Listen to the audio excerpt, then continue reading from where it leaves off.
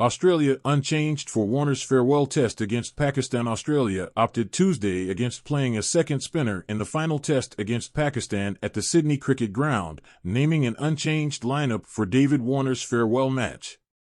Skipper Pat Cummins confirmed Australia's fast bowling trio had all recovered well from the second test in Melbourne 4 days ago after clinching the three-match series with a tense 79-run win. The SCG has a reputation for taking turn, but the hosts did not consider bringing a second spinner into the team to partner Nathan Lyon. He said, "The pitch looked well-grassed on the eve of Pakistan's final match of their Australia tour, which will also be opener Warner's 112th and final test.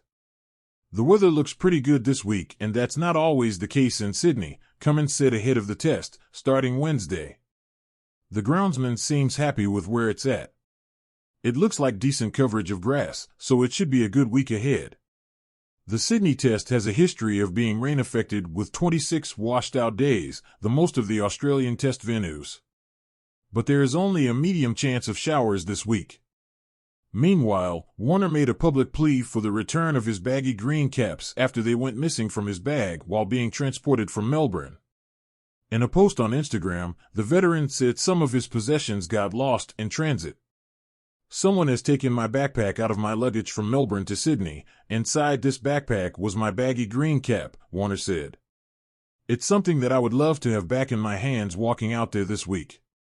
After months of speculation about his place in the team, Warner will get the send-off he desired in his home city after scores of 164, 0, 38 and 6 in the Pakistan series so far.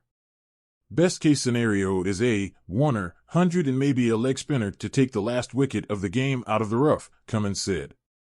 "If he could score some runs and go off in style with a few 4s and 6s, I think that'd be a pretty fitting end." Warner week has started.